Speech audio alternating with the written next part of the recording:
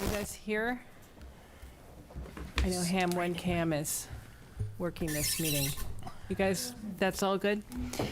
So I'm going to call to order the meeting of the Town of Wenham's Planning Board for Thursday, June 8th, 2023 at 7 p.m. We're here in Town Hall.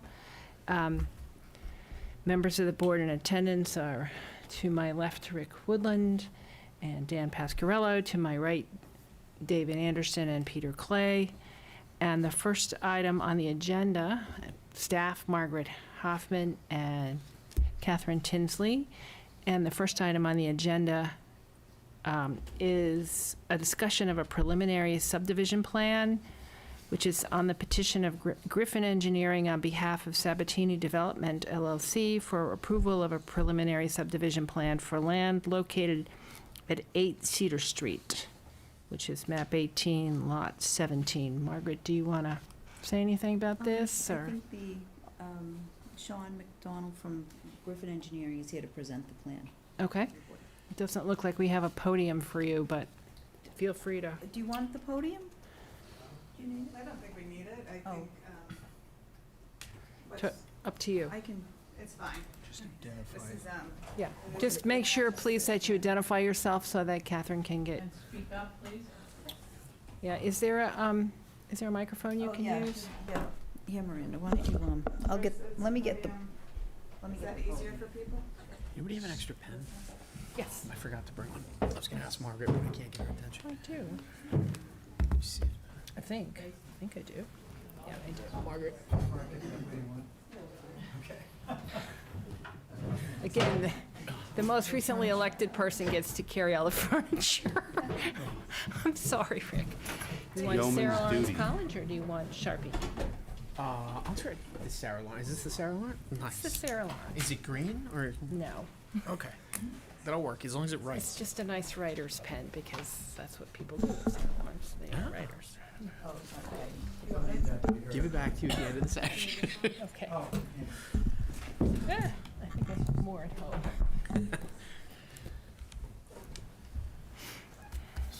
Sit down. Sarah Lawrence is different from St. Lawrence. Is a different school, right? Yes, Sarah Lawrence is in New York City. We're just north of New York City. That's where James went. Now I'm gonna trip. I know. It's Try over. not to trip. There's way too many wires in there. We're insured. Sorry about the binder. Here, I can move it. All good? You're the guy with the rules team? I was. Okay. I was looking up All some- right, Thank you for your patience. of course. everybody Thank you. know. My name is Miranda Samasco. I'm an attorney at Glovsky & Glovsky in Beverly. I'm here this evening on behalf of the applicant, Sabatini Development. Mr. David Sabatini is the principal of the applicant this evening. We are here to present a preliminary subdivision plan for 2 lots. The preliminary plan was filed by Griffin Engineering. We have Sean McDonald here from Griffin to answer questions this evening regarding the plan and the waivers that are requested. But essentially, just sort of stepping back, this is a roughly 2.5 acre lot with about 90 feet of frontage on Cedar Street. It's currently improved with a single-family home and many outbuildings. The single-family home, I think, was built in approximately the 1930s, according to the assessor's records. It's in fairly dilapidated condition, I would say more than fairly. I have some photos here of the site in case anybody hasn't seen it. I don't know if you're all familiar with it, but I just made a couple packages of photos that were taken yesterday afternoon. The site has quite a bit of area. It's a large lot and sufficient to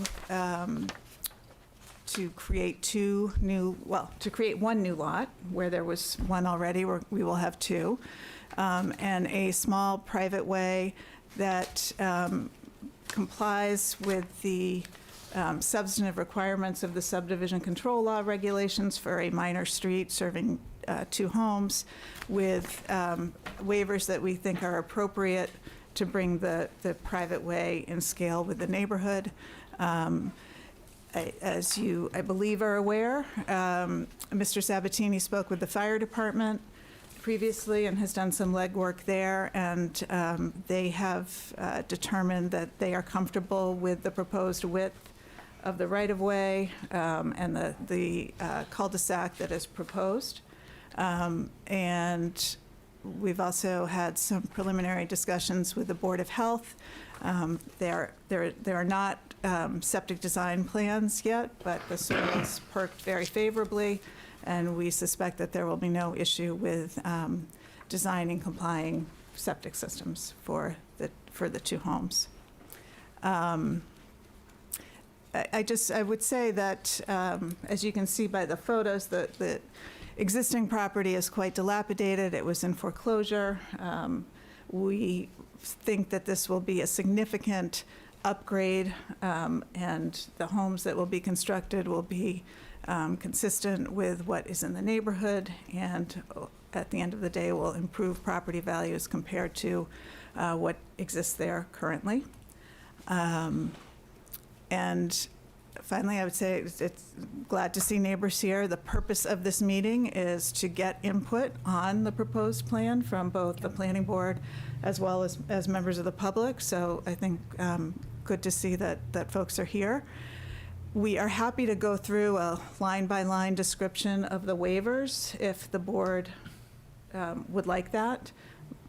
I'm mindful of time and Yeah, what would be the most helpful. Before we get to that, because I do think it would be helpful for us to talk through the waivers, can you talk a little bit about what the prior use was? I know there's a single-family home on it, but it clearly had other uses as well on that lot. And what is the history of those uses? What kinds of activity went on there?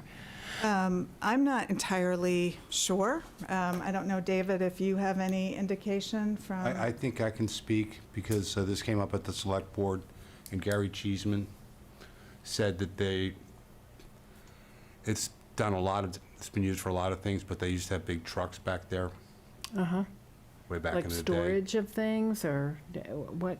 Do we know what the business was? No, Okay. but that's what Gary said, Okay. that they had a Mr. lot of Sabatini, equipment would you back like, there. do you want to come and speak in the microphone so that the folks at home, if they're listening, can hear you? I can answer the question real quick, is that Tommy Remsen had a crane service there at one time and did a lot of work for us. I don't know what he did after he passed, but for the most part, he just ran one crane operation out of there. Makes sense. Other people may have thoughts about what has gone on the lot that they might want to share. Yeah, I didn't monitor it every day, but Yeah. I did hire the gentleman for many, many years to do construction projects, and he did run a crane service out of there. Okay, thanks. And did you identify yourself for the record? I'm sorry, Mr. David Sabatini, right? Yes. Okay, thanks. So it's kind of an open question about what was actually done on the property. Well, let's just, let us do this. Let us go through the presentation, get questions from the board, and then if members of the public would like to offer thoughts, we'd love to hear them. Can you please just talk us through the waivers you're requesting? Sure. And do you want questions on each waiver, or do you want to wait to the end? I think it's fine just to go as we go along. I think Okay. that they are not terribly, in our view, they're not terribly significant waivers. I think they will make sense to folks as to why we're asking for them. So,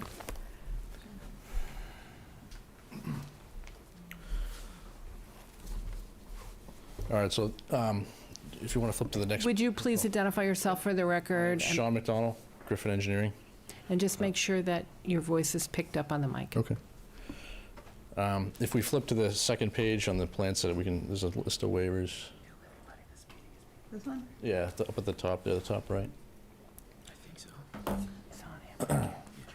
So the subdivision regulations require a local street to have a minimum pavement width of 22 feet with 8-foot gravel shoulders on each side when no curbing is proposed. We're proposing a 22-foot wide paved roadway with only 2-foot gravel shoulders, so a reduction of 6 feet on each side. Again, there's no curbing. Do you want to move on to the next waiver, or? Yeah, I mean, the first waiver we see is to reduce the minimum pavement width for a street with curbing, but you're not offering a street with curbing, so Right. we're wondering, is that waiver even relevant? I think the waiver read a little differently the first time around. We're just reducing the gravel shoulder, not the actual Okay, pavement great. width. Okay, that's helpful. Excuse me for one second. Do we have hard copies of the plan sets, or no? It's just what we're looking at? I have, these, he just gave me these. So there was a revised plan that came on Tuesday.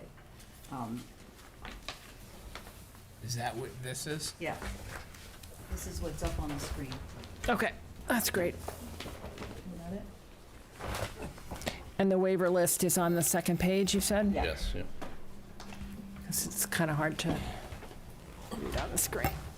The beauty of being here in person is we can actually touch plans and, no, not a waiver list. There it is. There it is, top. There are 2 sets here? Is that what Yes. this is? So you guys, you want this set? I'm going to share. David? No, I'm going to look at yours. Now look at ours, okay.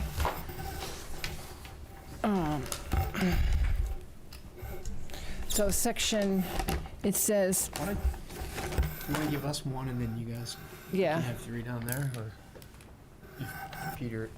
if Peter wants to use that one, he will. You want to read it, or shall I? This top one. You want me to read it all out? A 22-foot wide paved roadway with 2-foot gravel shoulders is proposed without curbing. So that's a waiver from the section on granite curbing, right? It's It seems like your third waiver, So the third waiver is, we weren't there yet, but the third waiver is for the entrance only at the intersection of Cedar Street. oh, okay, so that's only saying no curbing at Cedar Street. Yeah. And this one is, you're saying you're going down to 2-foot shoulders from 8-foot shoulders. Correct. Okay, great. Want to move on to the next one? Yep, the second waiver is, And just, actually, before you do that, Yep. the rationale for the waiver, just so we have it on the record.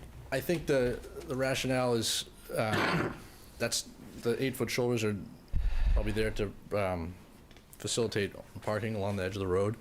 And, for 2 single-family residences, we didn't think that was necessarily necessary. Okay, okay. and the second waiver? Yep, the second waiver, dead-end streets are to have a turnaround having an outside right-of-way diameter of 140 feet and an outside pavement diameter of 110 feet. We're proposing an 80-foot cul-de-sac paved diameter, which, according to the fire department, was adequate for their trucks to turn around.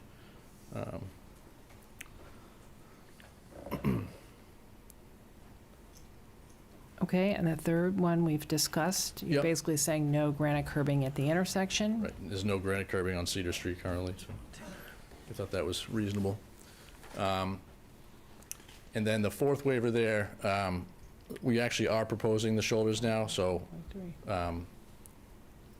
we can provide the gravel shoulder. I think that waiver is not required. Okay, so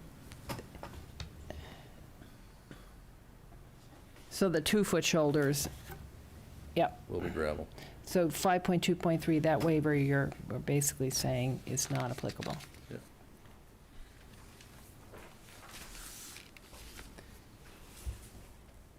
Is the, just a quick question, I see concept septic leach fields, is the location of the septic field that currently exists on this site identified? So we requested information from the Board of Health. They did not have any records of that. That's all I know about the existing septic system. Great. Yeah, right.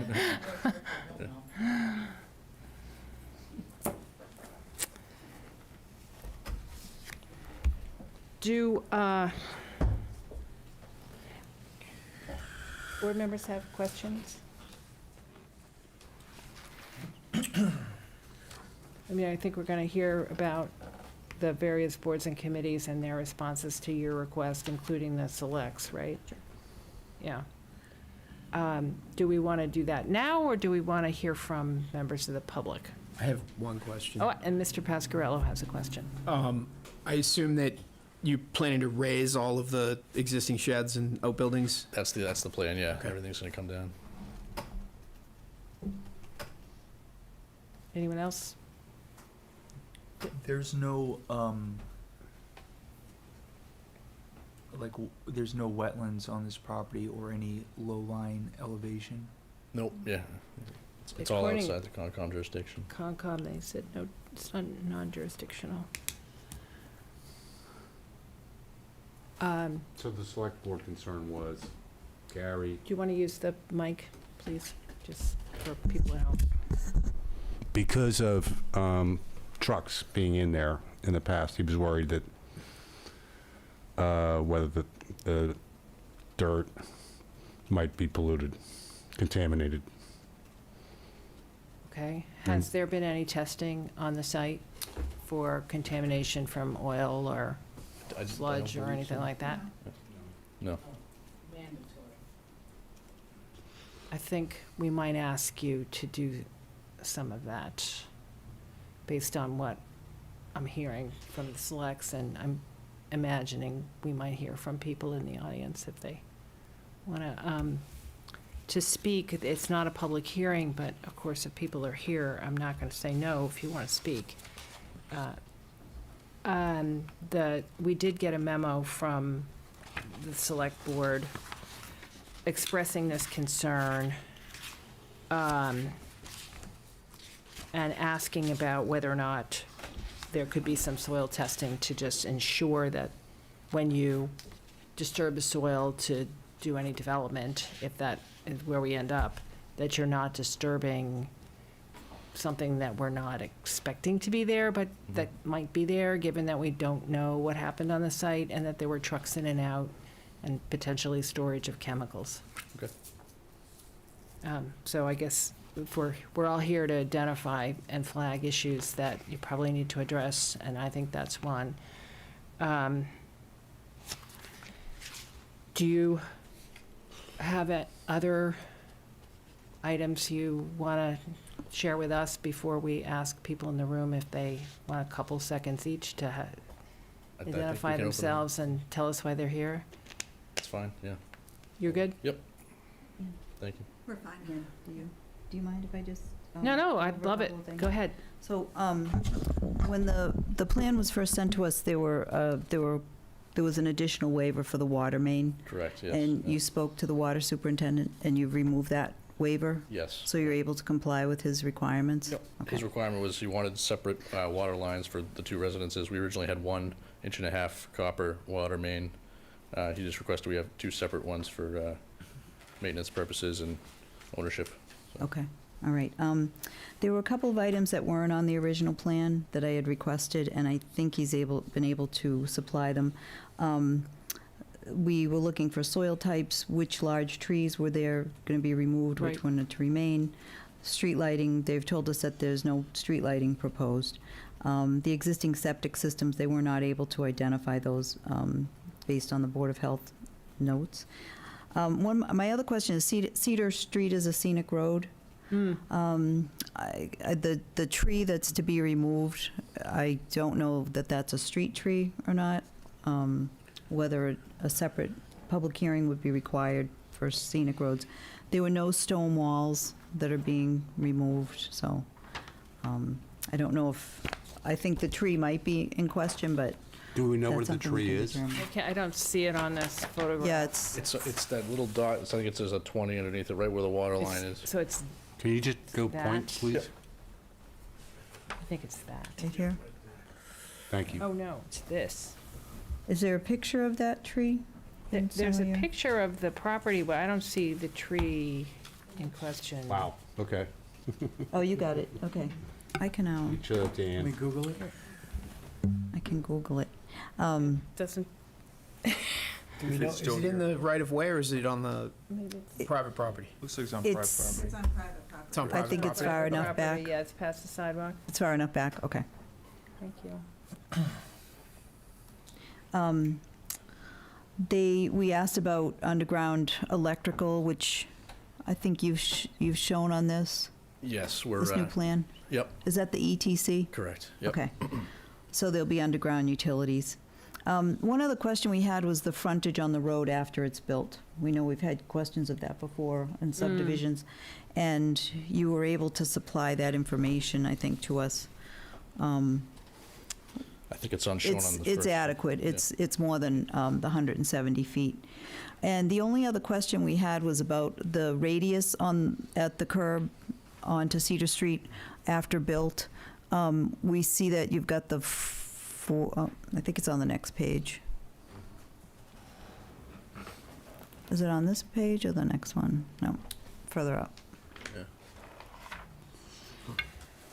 Yeah, so there's a 40-foot radius here and here, but we'd like to see what it is after constructed.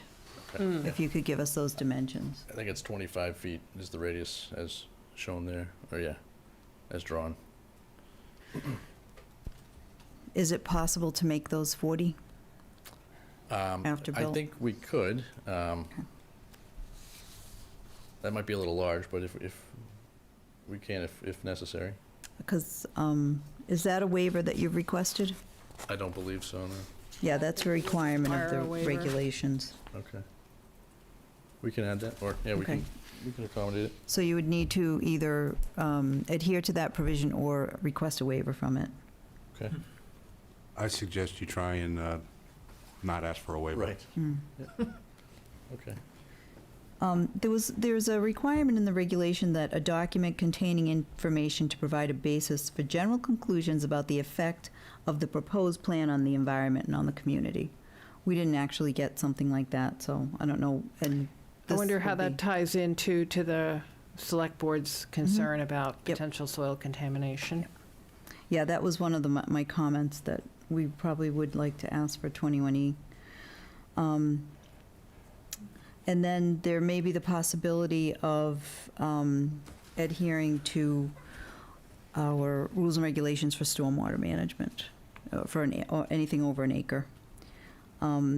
Sidewalks, the board would need to decide whether you want to require sidewalks. They're not a requirement, but it's just something the board will have to make that Have- determination. Yeah, And also, I would ask, if it does get to definitive, that we get a landscape plan. yes, I think that would be wise.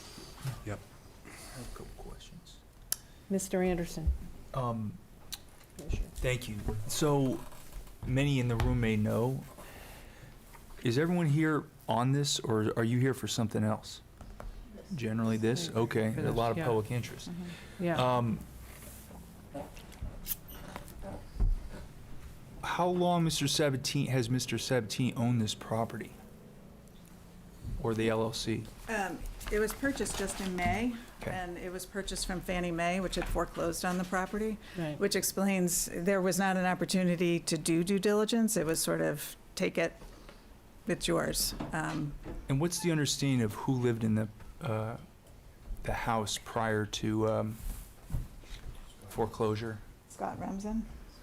Scott Remsen. And for about how long? Mr. Thomas Remsen died in 2018. Scott's father bought it in like 55, So for so it's. A in the while. family It's been in the way same- back. 60 years. And the condition that it's in now, has that been the condition consistently since he purchased it? Does anyone in the room have that information? No. So it's become more run down, so to speak? Yes.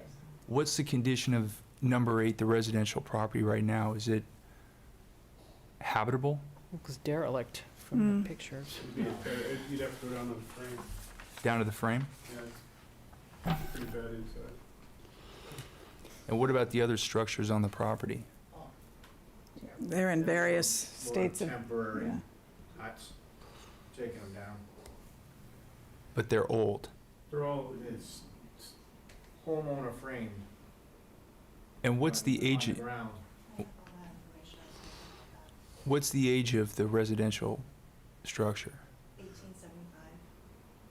It's been recommended for listing in the National Register of Historic Places because the cedar cherry. Okay, we're going to have to ask you to identify yourself for the record and Catherine's had to go out to sign something with Margaret because something needs to be signed, so hold that thought. We want to hear it. I just don't want to hear it until Catherine's here to take it down.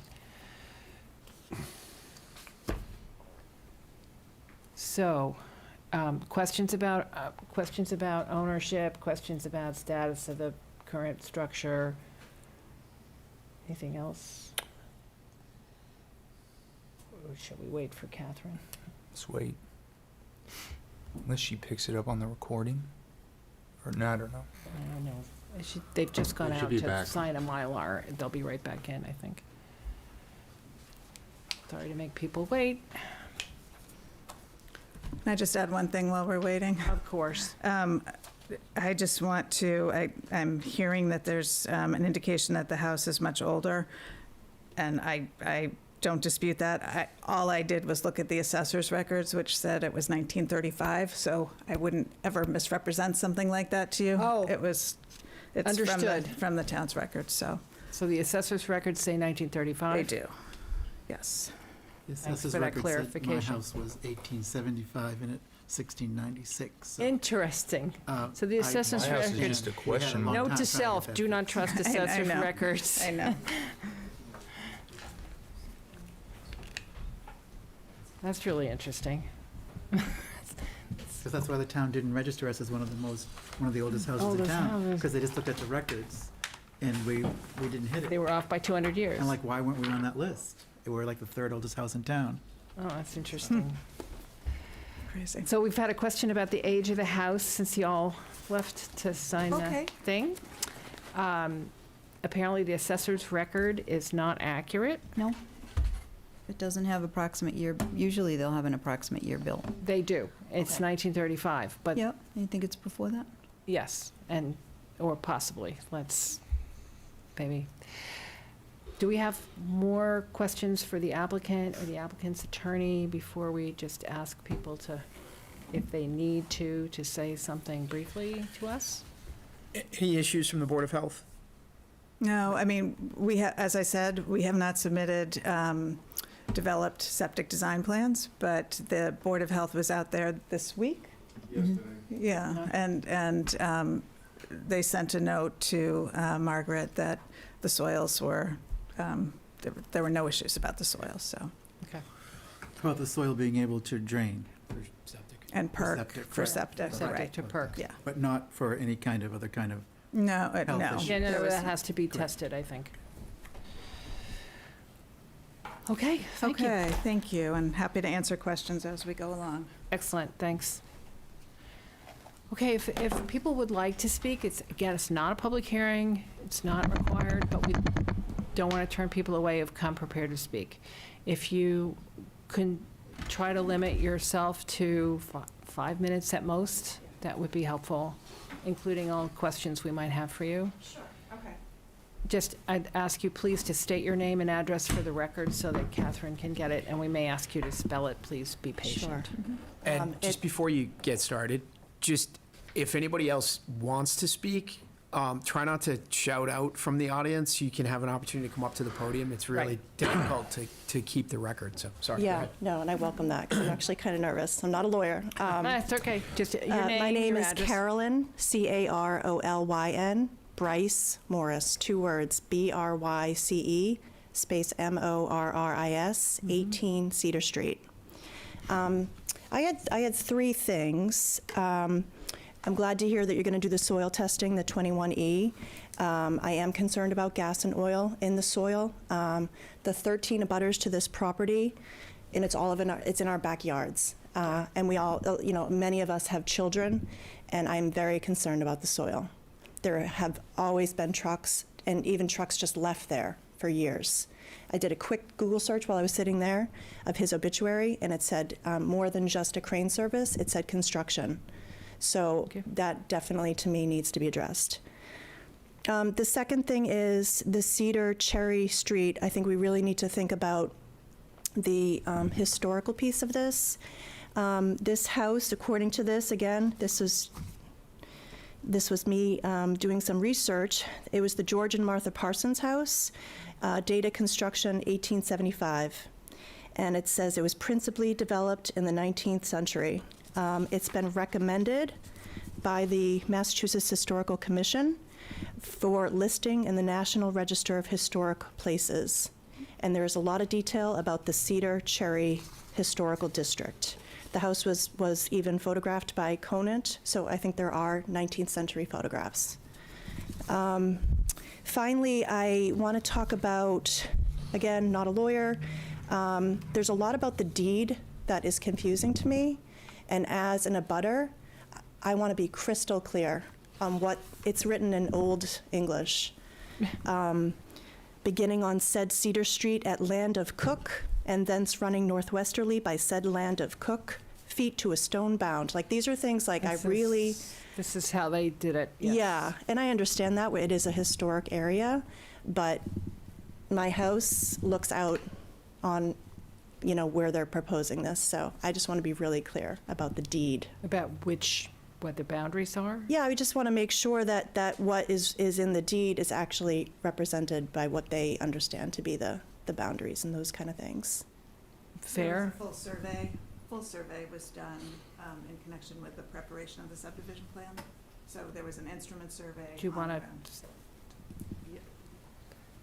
Again, yeah. I'm not- I think when We come back. Carolyn's done, I'll get you to respond. And then I know these are questions probably for later on, but, I'll hold those questions. I think that's all I have. I think you should give us your questions now, because I'm not sure if we're going to have more Well, I opportunities. was concerned about street lighting. I'm concerned about the septic system. I'm Concerned about it- concerned about can I- tree removal. Just clarity, concerned about it because you want it, or concerned about it because there No, isn't because it's in any? my backyard. So you don't want it? I do not want extensive lighting, and I don't know what kind of height they're talking about for these homes. I know that modern construction are very high. If we look at Spring Hill or what's the one down off Arbor? These houses are big. Yeah. These modern Settlers Lane. constructions are big. This Yeah. is a historic area. This is a land abutted by 13 people. So you're concerned about scale and Height, and you're not Lighting, really want the septic lighting. system. Okay, that's yeah, helpful. and trees. And the trees. What's going to be removed? Right. Okay, thank you. Okay. Can I ask a question? Oh, Keep going? It's okay. We'll just keep going. because it's not a public hearing. Fair enough. Just to offer to, there will be potentially, Yeah, if they, Hearing. if they apply When for they a apply definitive for a subdivision, definitive that'll be plan. a full public hearing. just to make process. clear, the murmuring back here is, this isn't a public hearing, it's an opportunity for us to take your comment, and then there will be a public hearing at the point in which they apply for a definitive subdivision plan. So, did you, Ms. Verbiage, did you want to rebut or say anything in response? There was a response while you were seated, and I don't think we picked it up on the mic. Yeah, I apologize. No, it's okay. I just wanted to emphasize or just point out that in connection with the preparation of this plan, there was a full instrument survey done to establish the boundaries in accordance with the description in the deed, but also it was verified with markings and on the ground with respect to all of the adjoining properties. Okay, thank you. Yep. Who did was it Griffin who did the survey? or It was Vernon LeBlanc who was engaged by Griffin to do the survey. PLS. Yes. Yep. Great. Is anyone else who's here wanting to get up and give us any information or comment? Please come up.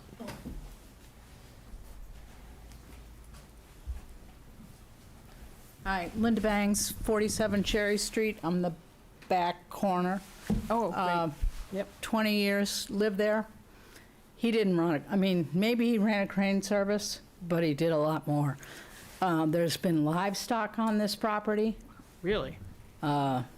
Mules, cows, lots of dogs, lots of horses, and lots of trucks. And I have a burn pile back there, which is all legal, and you can smell, chemicals coming over that fence. So I would really, really be careful of the soil that's back there, and when you start digging, you may find bones, because animals disappeared and never came back.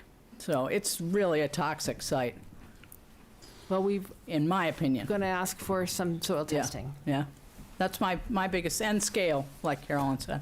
Thank you. Anyone else who's here like to say anything? Please identify yourself. I am Brian Dozer, D-O-S-E-R. I'm at 12 Cedar, which has a number 19 on it for some reason, but, The lot number, maybe?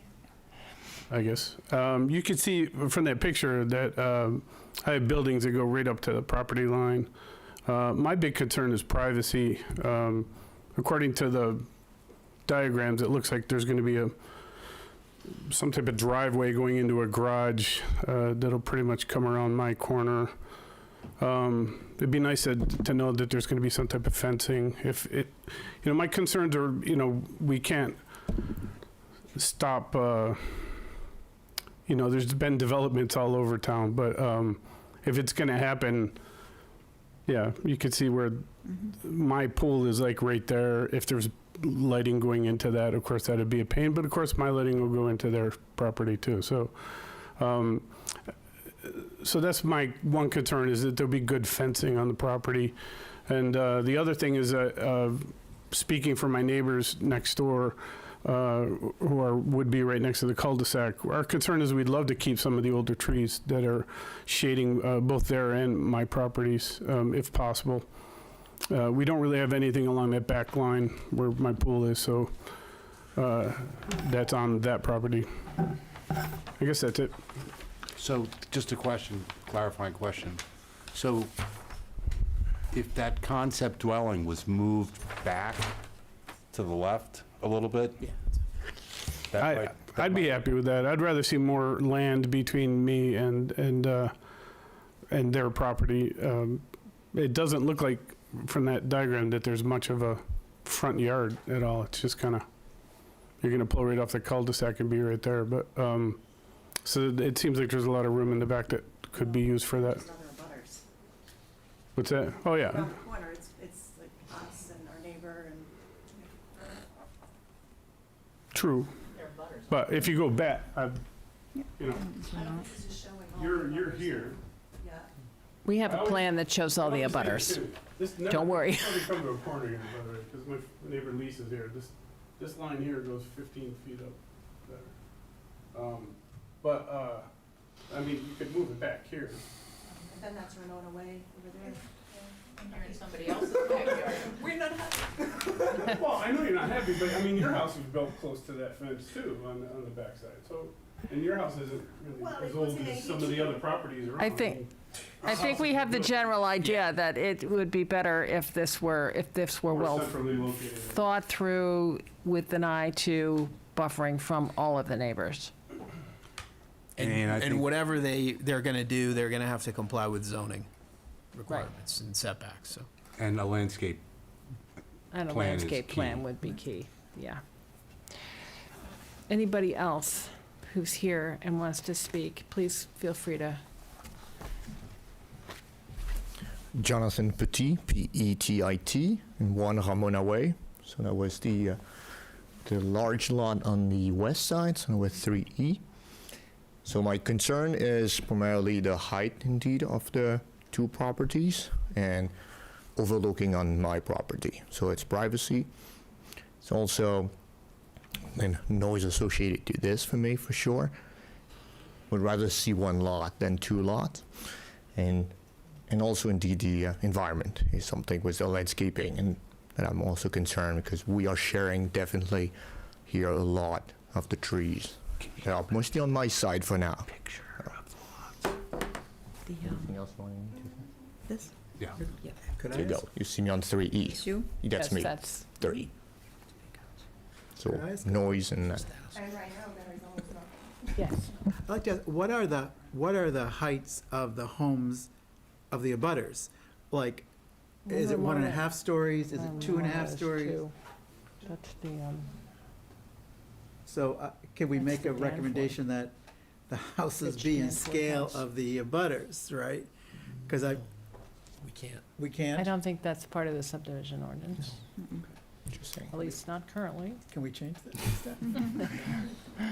Statutory. There's a height restriction on all buildings. The town height restriction. the but town height The restriction, buildings but that you not- see being built now It's not a in scale. Spring Hill, wherever, Yeah. They meet- they're not, They meet that they town. meet that, height and they're requirement. 3 full stories. And One Ramona is a pretty large residence. I think it's 2 stories, right? 1.5, yeah. 1.5.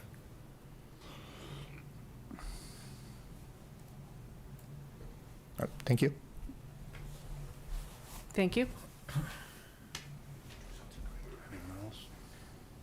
If no one else has anything to offer us, I suggest that we cannot make a decision on this tonight because there's information that we need that we don't have, including the soil testing that we would like to see.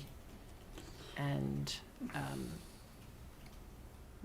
Yeah, I think with the preliminary, yeah, you can wait and get more information, but those things would be required with the definitive.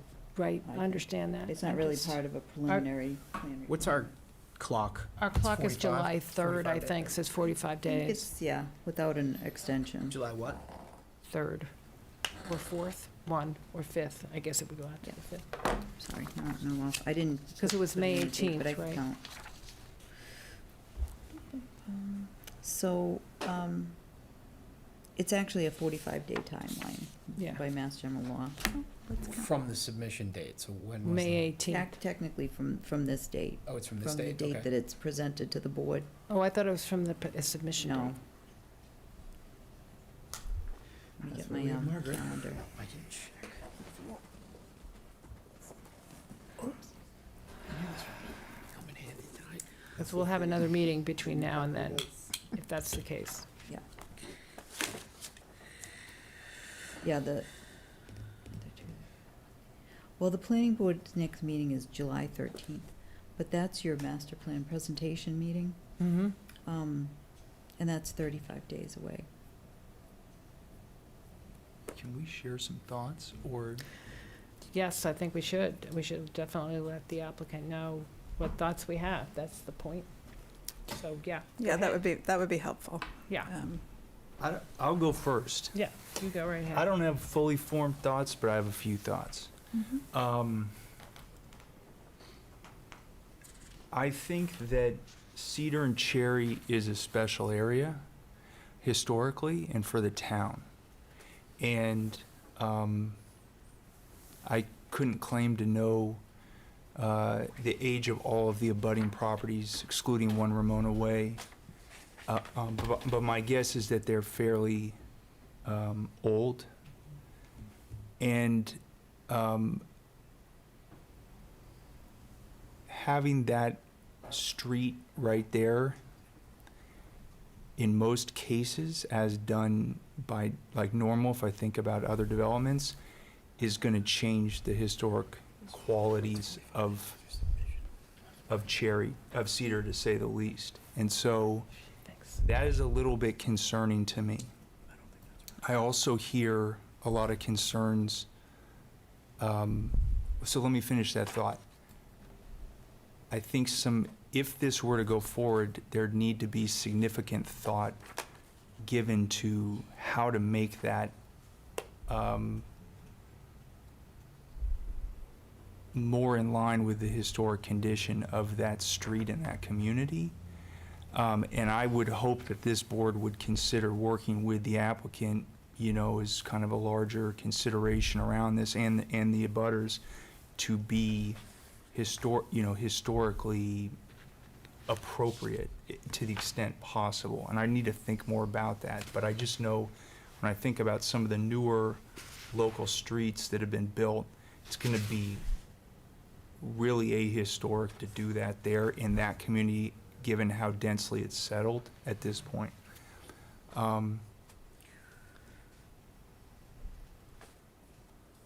I guess that goes to the second point, which is that it is densely settled, and this is obviously going to be a totally different character for this land than what it is now. And that's difficult to take for what we value here in Wenham.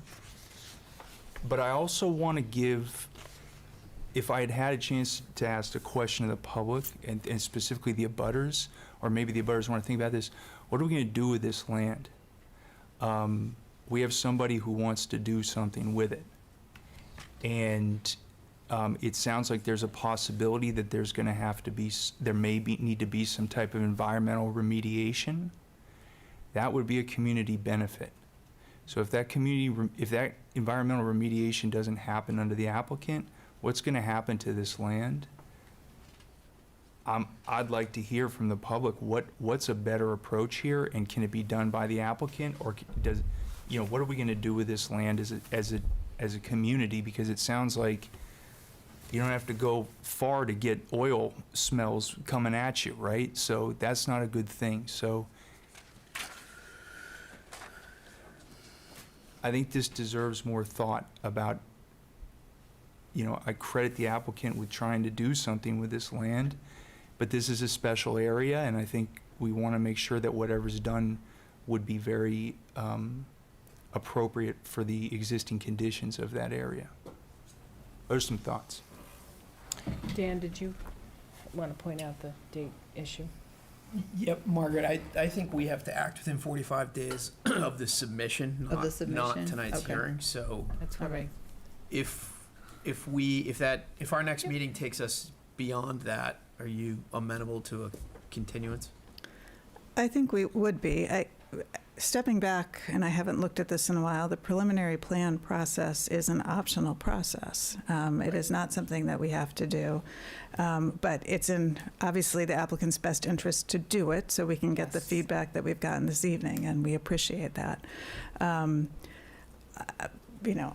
think one of the things I do want to say, I need to look into the extent to which the subdivision control law gives the town jurisdiction to require environmental remediation. I recognize it may be in the applicant's best interest, and I'm not trying to argue that point. I can't tell you today that we are definitely going to do that if it's not something that's required, and I just want to be upfront about that. I think that the citizen, go ahead. I was just going to say that I hope that you will, because I would like to know the answer to that as well. I understand. And I think that's really useful feedback for us for the next meeting, if we can take it to the next meeting. And just, I think it's important for us to say what our scope of review is here, just so that people's expectations are realistic. Yes. This is a very limited review process by the planning board. This is, as it's Samasco? Yes. Attorney Samasco said. This is a very preliminary, it's an optional stage for them. When they get to the definitive subdivision stage, there's more that's required. But even at that stage, what we are primarily looking at are the ways and health issues, safety and ways into the subdivision.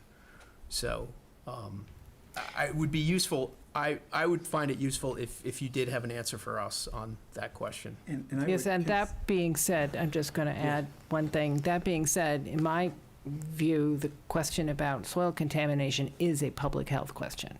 So we really would like to know at least what's there. Whether or not you're required to remediate it as I think you were referring to, is a distinctly different question than what's there now. And I believe that if you don't, the neighbors have the option of pursuing that on their own. So it would then start, I think, a conflict between the two groups, which I try to mitigate. In my experience now, a new member of the planning board, is that we want to make sure we don't have those. We've had those contentious things in the past. We don't want that. So the preliminary plan is try to feel that out. The other thing is, and I don't know, the developer and other people, Attorney Samasco, may not have seen other developments in this town that are out of scale, that are imposed on other neighbors. And that's caused a lot of problems. And I understand there's a great need to make money on these homes, but it also has to really fit into the neighborhood. And if you look at some houses on Settlers Lane or up on the old property up The in west. the west property, clear-cut, three-story homes, it just looks gangly, and will it ever grow back in? So my concern is trying to get people to stay together with this and do a little bit more initially. Hopefully that'll smooth out your journey through the whole process. I appreciate that. Thank you. And to tie it back to David Anderson's remarks, the scale of the community to recognize the neighborhood's value and what really belongs there, I think is really important here. I have a follow-up question along those lines, if it's okay. In terms of the scale, I just trying to see what the board's thinking is about the waivers in particular that are requested, which are requested in order to keep the scale of the road at Cedar Street more in I keeping think- with the neighborhood. So I think, I'm sure, speaking for David, he would be willing to consider, a smaller road as long as the fire department signed off. I mean, there's flexibility to the extent that makes a difference, and I'm hearing that it does. So,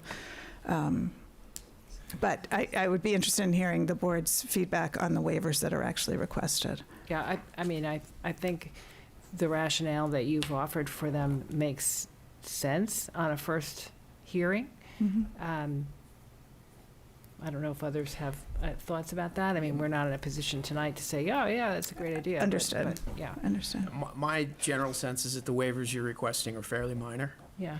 I don't think you need an 8-foot shoulder for what's going to be a minor access to Yeah. to two houses. Right. Okay. And I think that the most significant waiver you asked for, you've removed, which was the water main issue, right? Mhm. So I think there is still a remaining question about lighting and where that will be and, whether or not that requires a waiver. I don't know.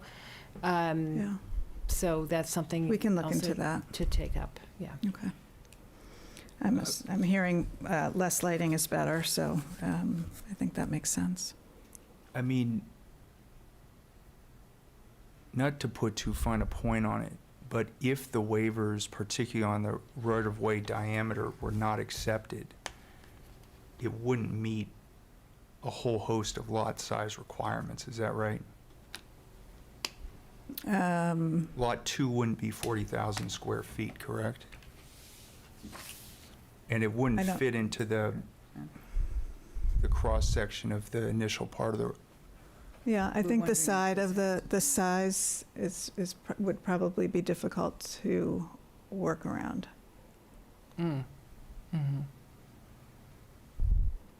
But we think that the waiver is, consistent with the subdivision rules and regulations and can be, and as we've demonstrated by the fire department's conversation, is consistent with the public safety.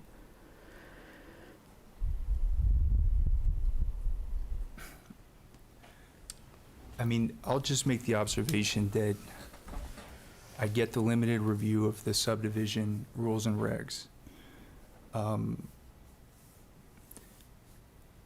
This is probably one of the best attended meetings we've had in a while, so there's clearly a lot of community interest here. If there's you don't always get complete community unanimity, but if there is abutter input and community input is brought in, it makes our review easier. That's a no-brainer.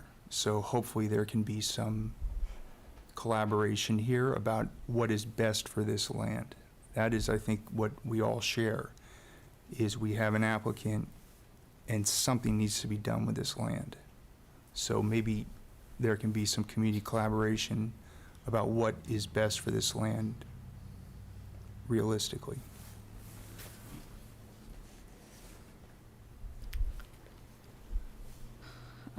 So if you, my only concern is continuing to that July meeting, where that's going to be a big public meeting. It's going to be a forum, really, for the master plan. rollout of goals and vision. I mean, do you? Why don't we have it, Is it possible for us to meet a week earlier? yes. Say again? What's the date a week earlier? The 6th? Yeah, that's that July 4th of July 6th. week, are people around for that? I'm away that week. I'm here. I am here. I'm here. Margaret's not here. I could be here if I have to. If you want to do it the 6th. Does it have to be a Thursday? Do you feel that, like, is there specific information you want them to give us before you could make a decision on the preliminary plan? The preliminary plan, you could either approve with conditions, which yeah, I think, in my opinion, would be the list of things that we've asked them for, that these are the things that we would want to see in a definitive plan. Do people feel comfortable making that decision tonight? I think we're only going to get limited additional information. Right. So I think we could make that decision tonight. And like I say, the decision would require that they give us this additional information, and or we don't even have to get additional information. The conditions would be that when a definitive subdivision is submitted, these are the things that the board is going to be Right. looking for. And need to be addressed. Yeah, Right. that's really all that you Can do, You know, at this yes. point, you need to do. Sense of the board?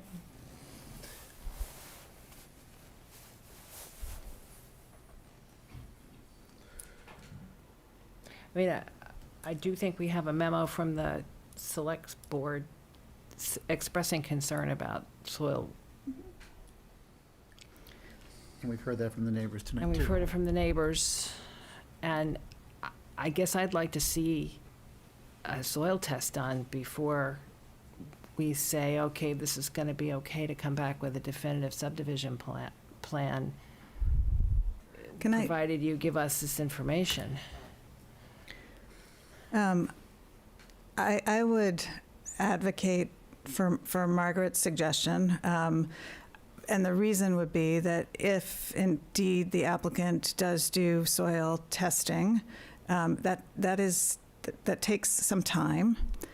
He's going to evaluate it, and it would be submitted with the definitive plan, which would be further along than where we are tonight in terms of design and answering some of the neighbors' concerns. So I don't think the board is losing any authority or giving up any authority in the meantime. It just allows us to come back and start work incorporating what we've heard and investigating soils. And That makes there sense have- to me. I'm good. There have been cases where you can approve a preliminary, but that doesn't mean you're going to approve the definitive. Right. Right, that's absolutely true. There's a lot more detail Just that so they'll have to people in present. the audience can hear what we're saying.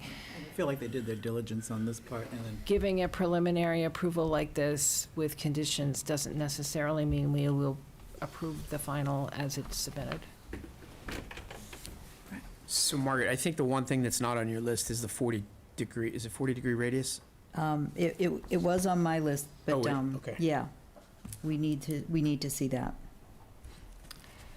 I don't think it's going to work. So do we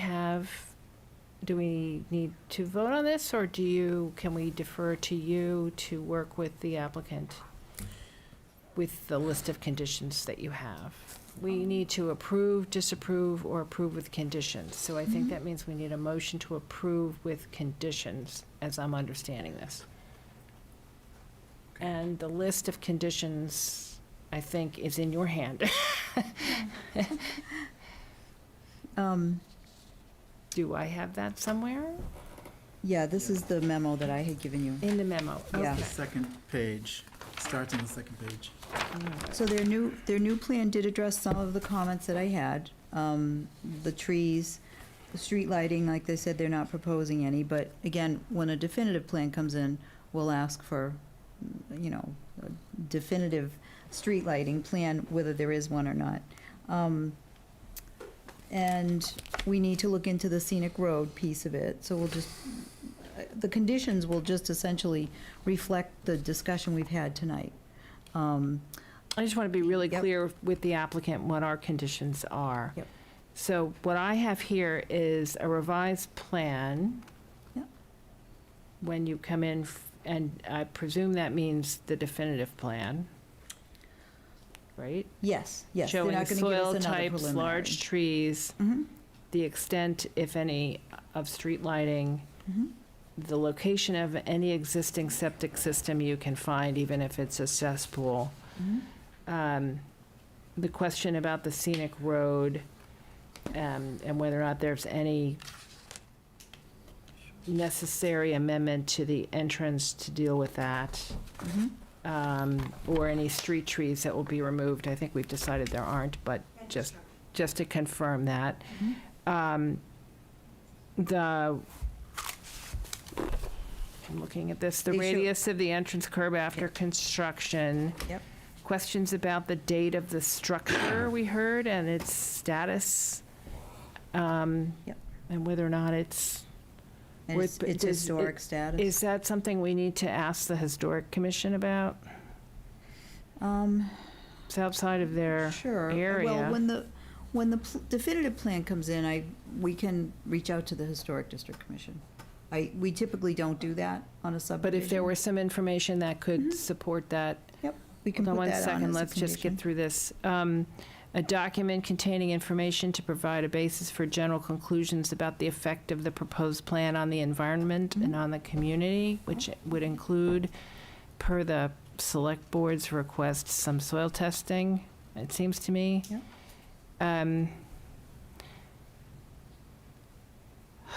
And probably also a statement about maintaining and retaining the character of the town and the neighborhood. Trying to think if there's anything else on here. The question about sidewalks and whether you're going to provide them, it seems like a lot for Yeah. this road, but And a letter explaining how the rural character of the town is preserved and a landscaping plan. Mhm.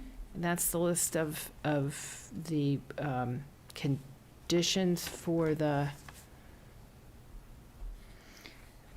final. For an approval of definitive a of the- preliminary plan. Yes. Does that require a plan showing without waivers? No, That's not required in the No. definitive? no. We have to clear up They'll Precise come to, with, detail of the waivers, yeah, the but definitive plan will again request the waivers, and then the board would have to vote on those waivers. So I think the board's feeling like the shoulder waiver isn't horrible, but the radius curve at the entrance to Cedar Street. we want to is confirm something that. We need to confirm Yes. those numbers and whether they can make that 40 So radius. with that list of conditions, do I have a motion to approve the plans, the revised version that was submitted tonight with that list of conditions, the preliminary subdivision concept plans? Do I have a motion to do so? Can I say so moved? You Or repeat that- can. Repeat that whole thing? No. So moved. Okay, and a Second. second. And then we'll take a vote. Clay? Yes. Oh, Hold on. wait, we have a Just question? Discussion on the motion, just. Discussion on the motion. Just for a second. There was also a hand up. I know, I forgot about the hand up, sorry. Okay, so that's a long list of conditions, and I don't think that they're all necessary. They'd be helpful, I think, for the board. I think we could approve this plan with fewer conditions, but that's the only point I wanted to make, but if the applicant is willing to provide that, then I don't see any problem with this motion. Anybody else? I think that in the process of going back to the definitive plan, we will be able to provide that information. Thank you. Are we voting? Unless there's a relevant point that needs to be made. No. Okay, I'm going to take ask for a show of hands. Let's just do that since we're on camera, and hands up means aye. So that's 4-1. Thank you very much for your patience. I realize it's been an hour of sitting here and talking about this, and deeply appreciate your willingness to work with the town on figuring out what to do with this property. And the neighbors. That's really And the key- neighbors. Key to this process, Yeah. because we've seen it go sour so many times, and if we can get it good now, it'll be great. Thank you. Thank you all for careful consideration. Thank you.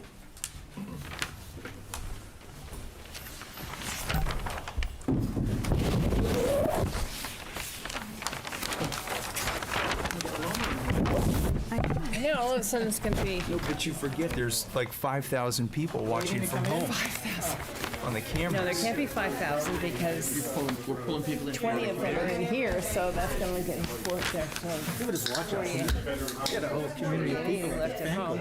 Should we adjourn or pause for a moment? They make like Swift. Does anyone need a break? Can I ask you to take your conversation in the hall, because we still have more agenda to go? Do you want to recess? They were supposed to put in Ann? What? Do you want to recess? 5 minutes? Do we need a recess for 5 minutes? I don't know. Buy a break? Say we need to buy a break? Oh, Do we potty need to break. recess for 5 minutes, or can we keep No, going? I think we're good. Okay. Master Plan Advisory Committee update. 3 bullets: landowner letter, joint meeting update, and the schedule. So, Margaret. as everyone knows, at the Master Plan Committee, joint meeting with the Planning Board last week, there was discussion about sending a letter out to larger landowners. So we drafted the letter, some changes were made. I think you have a final version. I think in your packet, there's that final version. We tweaked it a little bit. So we've come up with a list of property owners that have, I went 20 acres and more. And there are approximately, some of these are duplicates, so there's about maybe 30 landowners who have 20 acres or more. So we thought we would get those out next Tuesday. I'll be here Tuesday to put those together. It's just a general letter asking them to, get involved, send us questions, but they also, the Master Plan Committee wants to have an event for these particular landowners on July 12th. An event? Yeah, so we still haven't quite determined what kind of an event it's gonna be. But it'll be less like a meeting and more like just an informational session. Rick said it was going to be in a wine cellar, right? Well, that was Rick's first suggestion. I have someone who's volunteered. I was all with them on that one. But we'll most likely have it here. And, might have some small refreshments. But I don't think we'll have the full committee have to attend this. It's more just a opportunity for people to come out and talk to us if they feel like it. Someone did suggest if we don't get any responses, that we won't hold this event. It will be a public event, because there'll And be, if people spoke up privately, or only 1 or 2 people spoke up, Yeah. that we'd speak to them privately. yeah, that they may not, so. Yeah. I don't know what kind of a I don't response think we're going to we'll get a get. response from the Salem and Beverly Water Supply. Yeah, there are a couple of, Right. Yeah, Or some of the them, like the Audubon Society. So there were some properties on this list originally that are just undevelopable. So we didn't include those. And I know some of these, like you say, the Salem Beverly Water Board, they're a huge landowner in the town. And they may be interested to know what we're doing, so we do have a contact there. Mass Audubon also, they do own a lot of property, not that any of their property would be changed, the zoning wouldn't change on their property mostly. Right. But just to let them know what's happening, to get some input from them. and the input is on the master plan. Yes. Yeah. Okay. So, So, thank you for letting us know about yeah, this. and Ian, I don't feel like I have to have your signatures on this document. I'll just put your I'm name. happy to have my name on it. Yeah, It's I'll put fine. your name on it with, along with the chair of the select board and the chair of the master plan committee. I think it would be a nice touch if Joanne could sign it, a real signature, to make it look as, you know, someone actually Real? took the time Yeah. to do that. But She all could just three of scribble- us No, all don't three of us, need no, to. but just Joanne could write her name on it. Okay. It's I a can ask personal her. touch. I'm sure yeah. she can come in. It's just, I did this with a mail merge. I don't know if anyone's done that on Word document, so I'm just trying to tweak them, but, you know, rather than having to fill out all of the letters, but I can have Joanne come in and Just sign it. maybe get an It's a electronic. nice blue pen.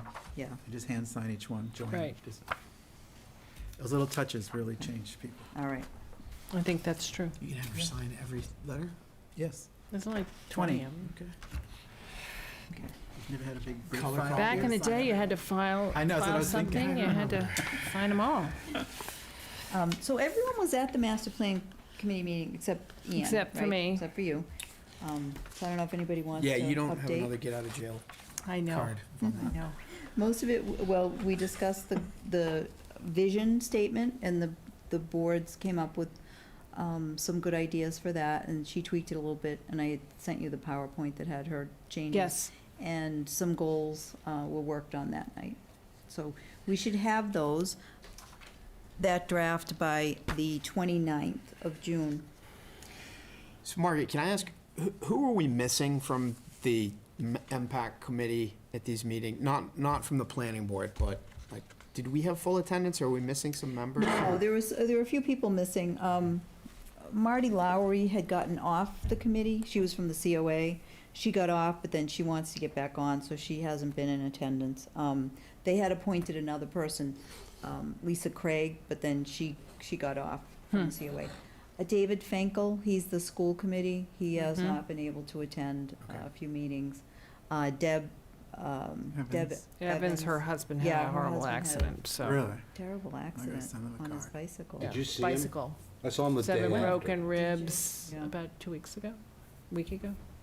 Yeah. 7, I didn't know it that. was over the weekend, I over the only met him Memorial for Day the first weekend. time. I've known her for years, only met him the first time a month and a half Yeah, ago. Six head ribs. injury and 6 or 7 broken ribs, He's ready yep. to retire, too. I've seen him yesterday. He was and walking. He looks a lot better, Good, but he's toast for like 4 or 5 months. yeah, he's not doing And he well. was supposed to go biking in, He was gonna do, Austria. well, he was gonna do the Pan Mass too, with us. Anyway, So, she has a hall pass. so some of the dates that I think you want to keep in mind are the vision and the goals draft will be ready on June 29th. We are putting out a public outreach push as soon as that hits, to let people know to look at that and to attend the planning board meeting on the 13th. That planning board meeting that you're hosting will be the consultant bringing you that vision and goals, and then asking the public for comments on it. So that will be ready on the 29th of June, and that gives us a couple of weeks to have it out there. It'll be on the website, people can go look at it, Great. send comments. Is that our meeting or is that a joint meeting? No, it's your meeting. Okay. It's And just planning board meeting. Is it the Yeah. 12th? 12th or The 13th? 13th. The 13th. 12th is the night for the large landowners. Oh, right. Because I was gonna say, for those joint meetings, if there's any way we can tighten those up. I know it's hard Yeah. when we're drafting by Yeah. committee, but. Yeah. And I those think the those were working long, sessions, long yeah. meetings. Well, I will be They at are the working joint sessions. large Yeah. landowner meeting. The working Yeah, sessions that's go supposed to on be, a yeah. long time. No, I know. We had a check-in meeting the other day. David, you were on that. So that was with the consultants and the economic development consultant. He's Uh-huh. working on some information, putting some stuff together for us. And we expect to have that on the 23rd. We're hoping he gets us that. And then that's gonna go back to that checking group. There's, the chair and the vice chair and David. And Peter, are you on those? No. Oh, the focus groups? No, that check-in group, that small check-in group. And then they're gonna have another focus group. So the question came up about this next focus group and who should be in that, it's just for economic development. Because we had some different players in the last one and came up with some unique ideas. Can I talk on this point? Please. Okay. Say anything you want, David. Oh, and I will. So, Just make sure you do it in the mic. so I want to say two things. First of all, for the last 2 or 3 months, I've been attending these twice a month, every other week, check-ins with Deirdre, Joanne, Margaret, Jen, and Elena when she's been there. And they've been good. They've really brought me into that process. Great. I want to say that if anyone else I think it's good to have a member of the planning board attend these to stay in the loop.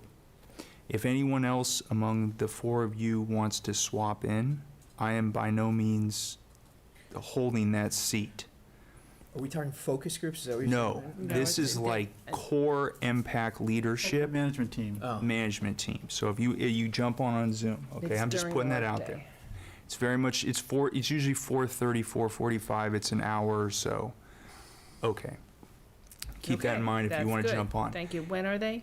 Usually every other Tuesday. Yeah, the dates jump around a little bit. I can let you know if you'd like to sit in on one. Now, Can you just email all of us and just say this is happening? And Yeah. Yeah, Can only have one, though. we can't all of us sit on well, so that gets to my the next point, thing. which is that Chairperson Weeks made a great point at the start of this MPAC process, which is that you made many great points as you're wont to do. And one thing was that the MPAC shouldn't be a planning board directed process. And I agree with that. I think we need to be involved so we don't get shocked at the end by a product that we don't want to be True. put our names on, but it's good to have a robust MPAC that isn't overly dominated by planning board. It's not our fault, but my perspective was at the last meeting, there was almost an equal number of planning board and MPAC members. And we brought the heat, and we did a lot of good work, and everybody would say unanimously that it was a good thing that we were there, but it was very much a planning board moment. And I just want to put that out there. I don't know what we do. I would not recommend that more than one of us shows up to this leadership core meeting. That's just way too much planning At the board. We're beginning of all this- big At the beginning of this, I know you personalities. talk about saying that we rotate through, like Yeah, every that so was many the months. good plan And that you then I made. did take 3 months off while they were in January, February, March, and then came back. And I really think we should get back to that rotation schedule. We never committed to it. We talked about it. And that would leave Peter as the select board representative and 1 or 2 potentially other planning board people. If it was 1 planning board person, then we get around anything about the open meeting law violation. So, go ahead. I'm sorry, I didn't want to interrupt you. So that's my concern. He's going to The stop other- having that problem pretty soon, though. The other, With 5. the other he's- weight problem we had is Yeah. that half of their team didn't show up. Okay, so that's the So other thing. that- I was. That unbalanced the room. So I'm looking at maybe there's a management issue. Yeah, what happened? I was kicking and screaming for there to be 15 members, right? Should have been And I- about 15 people there. But there 4 of us. weren't. There weren't. So I agree with you about the last meeting and even the meeting before that. I felt like there were 3 or 4 of us at each one of those meetings, and I felt like we were driving too much of the conversation or too many of the points. I think when we started this, we said we don't want to have more than 2 planning board members, if that, attend these MPAC meetings, right? Correct. Now, that said, I think those were very important meetings because it was sort of the initial vision statement and the initial Yeah, whatever the the goals and goals visions. were. Goals thing, yeah. But I think we should step back a little bit from that. So here's my thought, and then I'll put down the mic. And can we put up the thing? Can you look for the thing from Dan Hodges, that 3-page PowerPoint? Because I want to reference that here in a sec. If you think that's Well, I'm not. sorry I wasn't able to be at the last. No. So Competing, It would have been 5 of us. would have been 5 of you. so I actually And think. I feel like I take the air out of the room sometimes, so. I think it would have been optimal. Don't look at this yet, okay? Where this is my next point, okay? It would have been optimal to have all 4 or 5 of us there. And I'll speak for myself. You know that I can get a little over caffeinated even at night. I'll just dial back my comments to like a third. That's my perspective, because I want to know what's happening. I want to be a part of the process. I think I just needed to have participated less. And so for every 3 times that I was going to speak, maybe I hold back to 1/3. So before we leave this, I agree with you, and I feel the same way. Observation, though, of I hadn't seen that committee work before those 2 meetings, and I think those are the only 2 meetings I've attended. My concern is that there are some members in that committee that are very single issue oriented, and it is just like one single issue that's driving that, which is, I guess, okay if it's being balanced by other perspectives. But that's why I think it's important for that committee to have close to full attendance. I'm not talking about us. I mean, Right. of the other members, so that there's more balance. Again, is it- I don't disagree. I think just dialing back, and I'm speaking to myself as much as I'm speaking to anybody else. I hope this is clear. I'm speaking of hypotheticals. This was just something that was discussed. I'm going to dial it back. I want to attend, but be more But listen. judicious in in the amount of I participation. think that's engaging. okay, but I see things that, that just are off track. The group is not cohesive. I don't believe the management style and the meetings is strong enough to keep things moving forward. I find things like, why I spoke up at the end about the schedule, we were ready to leave and we didn't know the schedule yet. So, like, okay, what's the schedule? Are we gonna make town meeting next year? No. Well, we should know that, it should be very clear, right? So I'm concerned, and why I speak up in these meetings, and I probably speak up too much, but I'm afraid of the process just not being, Congealed. thank you, and that people aren't stepping up and getting out of themselves, like you're saying, they're a single issue. People aren't getting up out of themselves and being part of the team. Yeah. And probably us speaking up more is not helping that, but I don't know how to affect the management structure to make that become a better team. Can I ask you a question? Because you've, I think, attended most of those meetings. I think you've attended more than any, well, other than Peter, Peter. because you've been. Peter's been to, I think, all of them. pretty So much. when you say less cohesive, do you mean that there are subgroups within the group that are just not? No, there's talking no to each groups other, within or- the groups, I feel, Okay. that, I don't feel like that's a team, like, and when nobody's getting excited about things, and, you know, there are very few online surveys that we need to work on get fully contributed to by that team. So if there are 15 teams, and that's all we saw for visions, that's not very much, right? Because we only had like 5 or 10 per topic. So people aren't committing, and I don't know how to change that and make everybody work together. And so everybody has their island, and we all pretty much Maybe know instead each of other. having a shindig for the large property owners, we should have a shindig for the committee. I'm sorry, I couldn't hear you, Ann. Maybe instead of having a shindig for large property owners, we should have a shindig for the committee. Just say, okay, it's been a year, great job, come together, have a little I event. think that's a good idea. Yeah, that might work. You could do both. You know, you could do the landowners and the committee. Technically. I just sent it to you, Margaret. What? Technically, it Just is. send it What? to you. The committee is invited to the I know, but landowner it's thing. not really for them, it's for the landowners. Okay, And they'll eat all the food. so that's just something to think about, all right, just to put out there. Just, that's one thing I want to bring to the table, but I want to bring something even bigger to the table. And I don't want to go too long, but this one's really got under my skin. Uh-oh. So, as part of this project, this master plan, we have this tranche of money, and Cambridge Econometrics is providing the economic analysis and the development, these types of things. We have with them 3 focus groups. That's by budget, 3 focus groups. We did the first one. Peter was there, I was there, I don't know who else was there from this. I don't think anyone else except Margaret was there. At that, we talked about different parcels in town that could be rezoned or have a commercial overlay, some other type of use that could prompt economic development in town. And obviously, this is driven by considerations that we've heard about lowering the tax rate, raising town revenue, different types of development, right?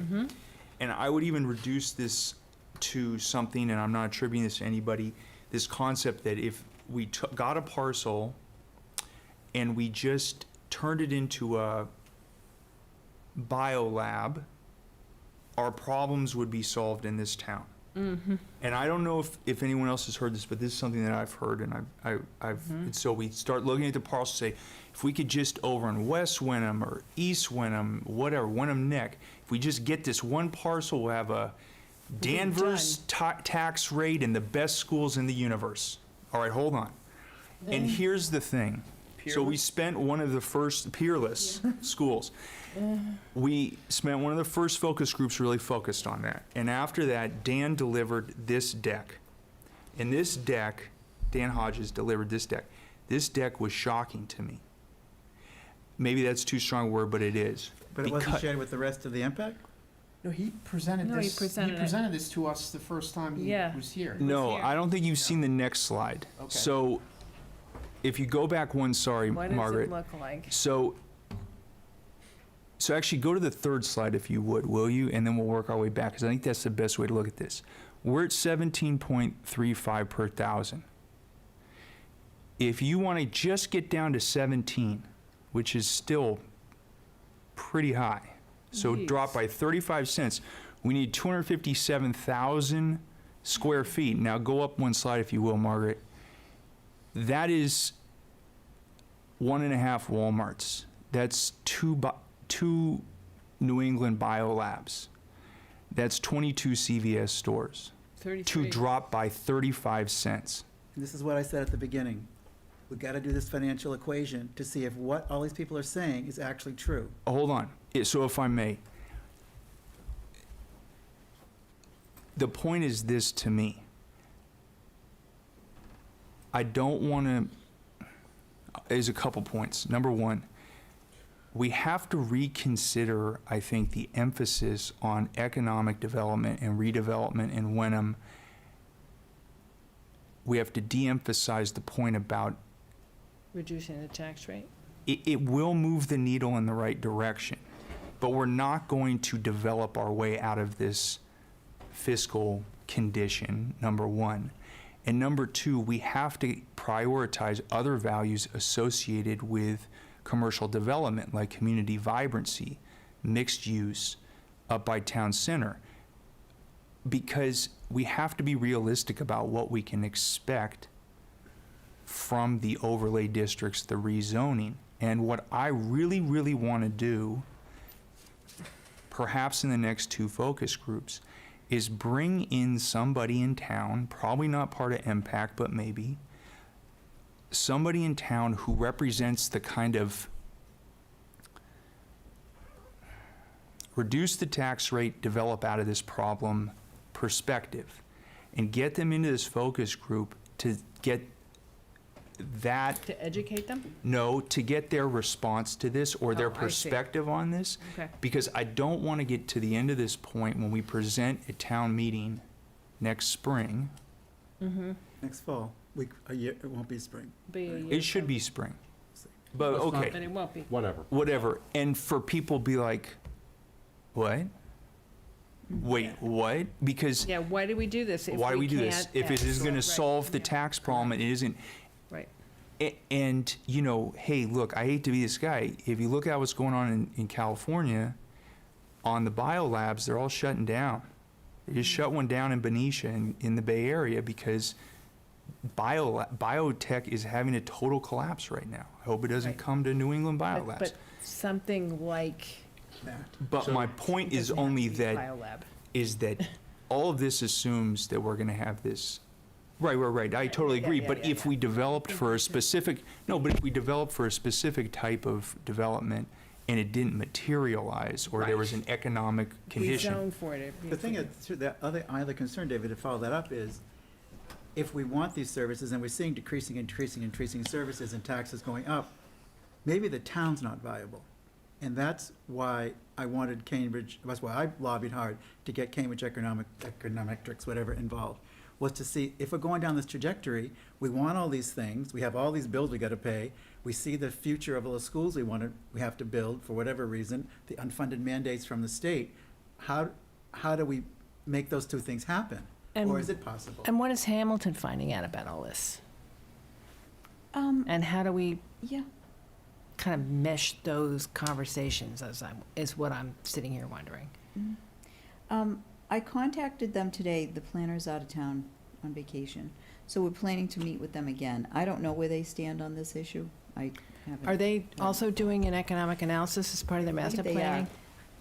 planning? They're doing Because they have the same downtown concern stuff, about, too. yeah, they have the same concern about tax rate as we do.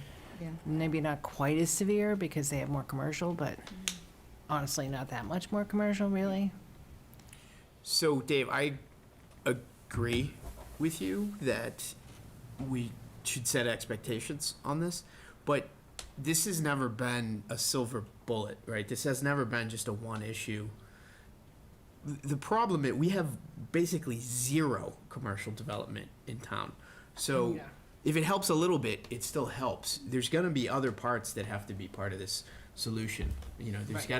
got to be stuff on the budgeting side of this, obviously, but But I think I don't think making we- that clear is really important. yes, yeah. Like if we got one parcel and we zoned it commercial and it was fully maxed out, right? It's still not going to be a Cummings Center, which is I think was like what we needed to make a serious dent, right? Right. So, Without But- doing anything else. but it's moving in the right direction. I'm Well- not saying it isn't moving in the right direction. I agree. And I would just say that if we think about this town as prepared to have X% more commercial development or commercially zoned property, I would encourage, we use the remaining resources we have with Cambridge Econometrics to show us what different applications of that percentage could look like. And what I mean by that is maybe we want to zone more in kind of a mixed use, foot traffic, commercial retail zone. Maybe we want to do more of a bigger nature. I don't know what, but I want to be more diverse in the approach with the remaining resources, because we only have 2 more focus groups.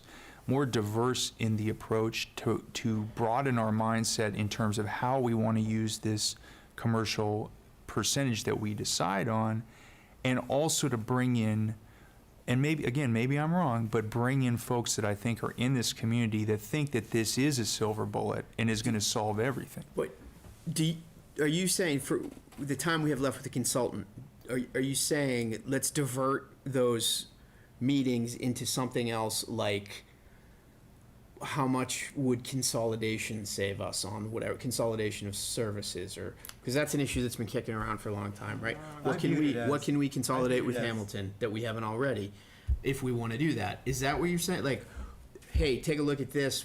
What will this get us? Or are you saying Well, if I'm being honest, so we had our are you saying just Yeah, the we're trying to zoning figure out part? what is it just Yeah. the zoning that you're talking about, or is it? well, so I'm saying 2 things. I would like more, but that's me personally. I'm saying 2 things. One is, I didn't realize, and this was my mistake, I own it, that we only had 3 focus groups with Dan Hodge and Ann as part of this. And the first focus group was very interesting, but it was just going around a map and picking parcels that we thought could host a large development. And that's all well and good. But the stuff you're talking about, consolidation of public services with other towns, regionalizations of services, as well as other types of commercial developments, it's got to be a bigger conversation than pick a parcel and let's Yeah. build Right. a commercial facility on it. And so I want to be intentional, and I want to raise to you all that we have a limited number of resources left in terms of 2 more focus groups with Dan. And I think this body needs to give some direction or some thoughts or some suggestions, maybe in light of my last comment, to MPAC about how these last 2 sessions are used to make sure that we're really getting the valuable information from this tranche of funding that we've dedicated to economic analysis. So what I'm hearing are two thoughts. One is that this presentation is very educational, and what you take out of it is you're only going to get so far with rezoning parcels. That's one thing.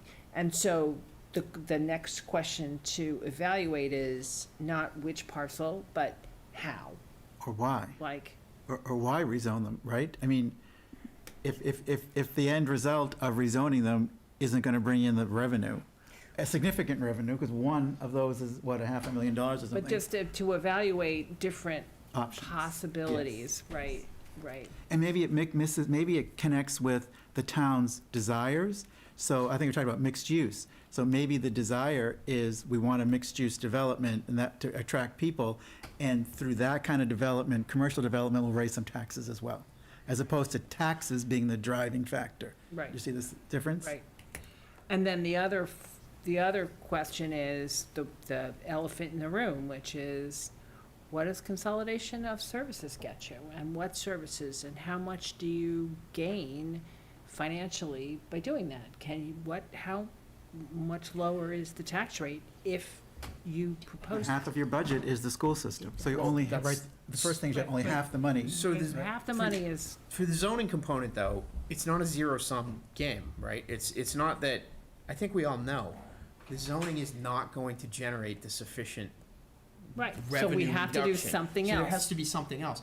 But that doesn't mean that we should abandon it, because it Right. can generate So there's some one revenue. focus It can group get us- there's one focus group to talk about, to get the consultant to lay out, okay, here's some different scenarios, and here's what that looks like, and that's a zoning one. Yes, And which is then what the second, you've already started, right? With him, I just want to make sure I understand you, Dave.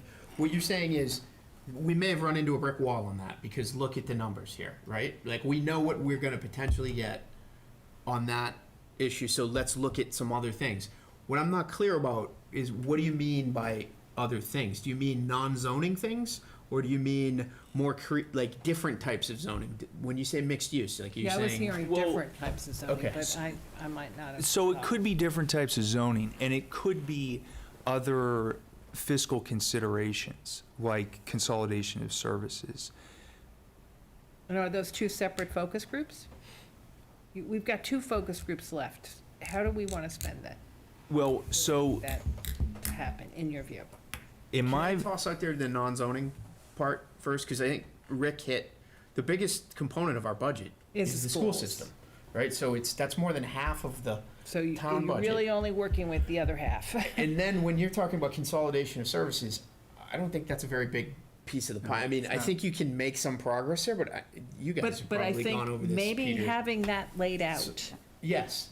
So, is a good thing. so if you're saying I mean, he could probably, the focus, or the consultant could probably look at those two pieces together, like in one meeting, right? I just want to say, I think that study has been done in Wenham. I think there's been studies done on combining fire, police, DPW. Those are the big know. three. I was that- part of a push asking for them Yeah. years ago, and I thought- got shut down, so I'm not sure that Oh, that's okay, true. because I know we did the building. So that's what I saw in the non-zoning part, were those two pieces, and Mhm. I interrupted you, so go ahead. well, I guess I'm just like taking a step back, being hopeful that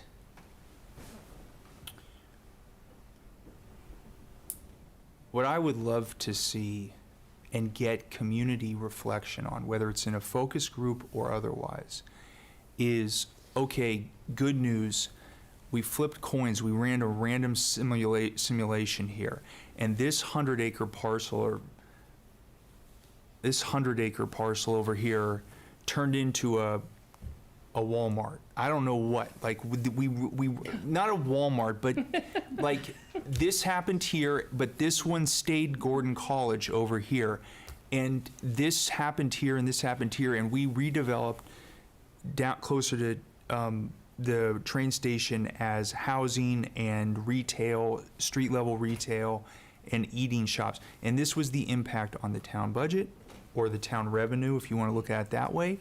And this is what happened with infrastructure. I mean, there's got to be programs that do this. They show us, this is, yeah, I know, I was doing SimCity in 92. This is your city. I liked it too. Yeah, and it probably still works. This is your city now. This is your town. We did a random simulation. You rezoned these parcels. This happened, and this was the result of it. Is this the town that you want? Because Now that you want, not just from the money, but from Right. the quality The of way life. it Quality of looks- life. Yeah, what it Yes. looks like. And that's why I'm sorry Deb Evans wasn't there at the last meeting, because I would love to get her perspective on value. We might have to go visit her. Might have to go visit her or bring somebody else in, but I think, so I've said a lot of things and I There's- haven't done it very clearly, but I do No, think this you're is very good. worthy of the consideration of this board. So what are we gonna do with the 2 focus groups? Yeah, I'm still on that. What are we doing with What's that? the so There's what? one other piece of this pie that we have not touched, and it's a hot potato, and that is, there's an awful lot of nonprofit land in this town, and is there some mechanism like a payment in lieu of taxes that could be requested by the Board of Selectmen? I was on a call with the Wenham Democrats a couple of weeks ago, and a woman who is a select board member in Another town. Hamilton. A different town. Said that their tax rate could be reduced by $3 per 1,000 just by taxing chapter lands. Oh. So there's a huge amount of money available. Full disclosure, my spouse was on a committee that looked at pilots, and it just did not, the board didn't want to take it up, and it died. But it's a piece of this pie. Correct, that's what I'm saying. I'm Yeah, yeah, confirming yeah. what you're saying about Audubon land. It's the same thing, it's protected land. So there's part of our 60% unbuildable land is a curse because it's not taxable too. And what is that? And there's no proffer of, given, I think of Audubon less in this frame, but more the college, that they take services and don't pay back. And people that for $500 in sales can say that their tree farm is agricultural use, and Yeah. they're kind of scofflawing the intent of that law 25, 35 years ago, which was to keep farms. Yeah, And I don't know so- anything about that situation, but I do know about the colleges and, I've been following that through yeah. laws. So anyway, there's that piece of the pie. If you talk to fire, they charge a lot to Gordon, But they they do. don't go out very often. but they charge him a lot. It's still not a pilot. I mean, maybe that's why we have to have Cambridge Econometrics look at all the numbers and Yeah. say, oh, well, maybe they do charge a lot. Maybe the pilot isn't the panacea. Maybe there is no panacea. Maybe there's no panacea in commercial development. There's no panacea in pilot. There's no counts. Can I ask, But if we had it all laid out, we could see that. what is the scope of the econometrics engagement? I mean, can we ask them to look at anything, or is It's it like just future of the limited town to? and- Yeah, Economics. they push back on us a lot when we ask for anything extra, but I can check the scope and see what it is. I mean, that because they're if we supposed to ask do. them, hey, Hmm. if you took a look at our, school budget or something like that, would they say, no, that's not within what we're? Well, I don't think know they that might. The school if it budget was the is school, really 'cause a the master long-range plan isn't planning really issue. Yeah. School-focused. But how you use the land and whether or not the select board should be advised. Planning in the sense of, well, there's two different plannings going on here, right? With our master plan, 10-year, 20-year vision, I think is a different basket from what we do as planning board.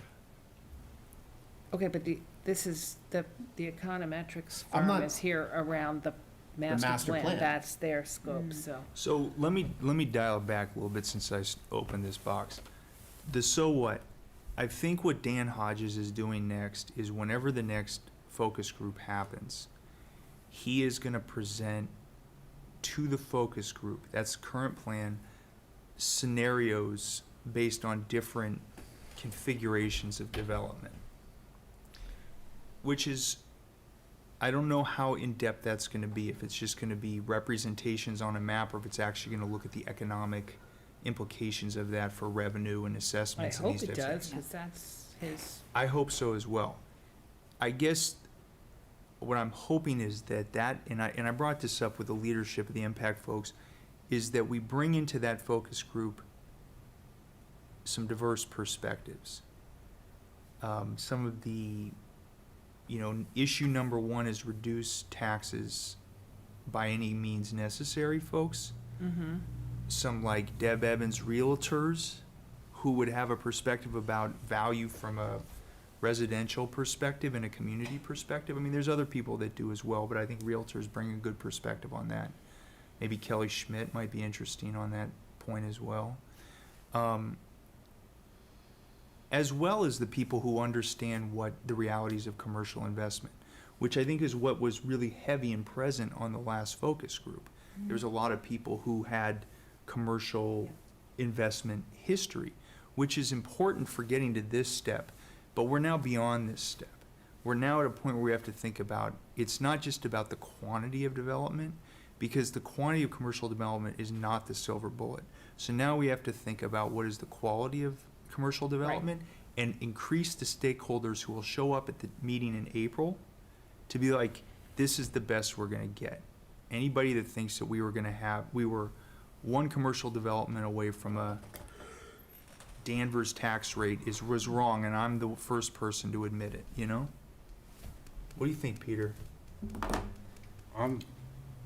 I just want to know what the next step is. That's all I freaking want to know. Right. I think For the focus adding to the focus group is great. If you have ideas about how to do that, bring them on. I think this question of, okay, is the scope of the econometrics firm limited to what you can do with land use change? Or is it broader than that, to say, and because land use change doesn't get you where you think you want to go, here are some other options and what's their value?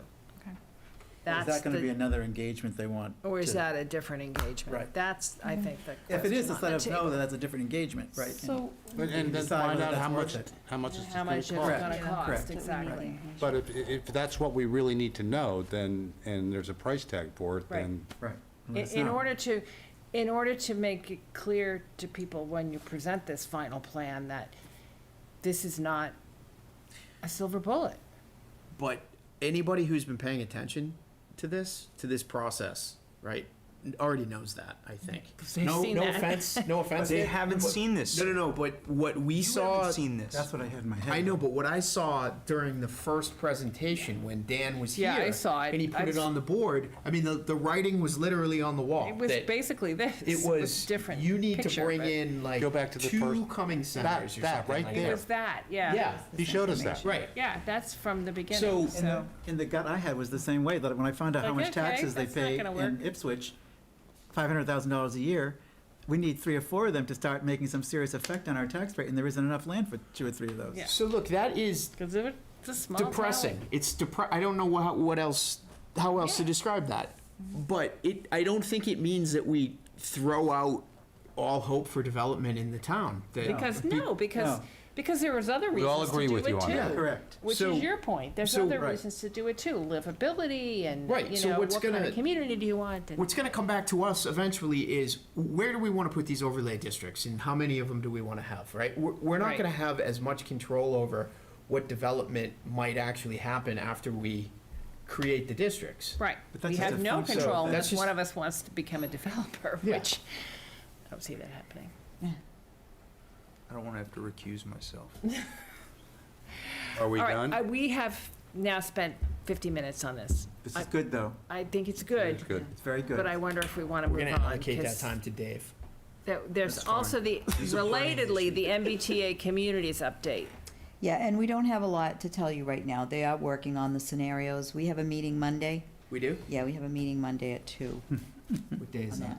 Monday. The Monday, the- Monday, 11th. what day is it? It's Monday. No, I know it's The, Monday. I think it's the 12th? 11th, I think because the it's my 12th. board of No, it's not the directors are 11th and 12th. It's Is it the, 11th? The or 12th. yeah, 12th. 12th and 13th? yeah, it's the 12th. 12th. It's a What time Zoom is it? meeting. At 2 PM? I don't 2 think I have p.m. that on my calendar.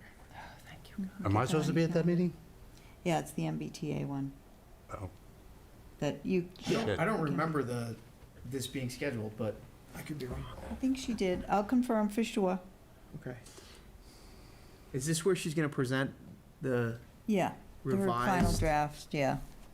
Did she show you how to use the What software? time is this? Yep, we can learn to do that. I have What 'Cause time? 2 o'clock. It's a Zoom. You I got don't something have it. else? No, I can do it. We have a conflict, or are you? oh no, I have it. You have it? All right. Microsoft confirm. Teams. Thank I'll you very much. confirm.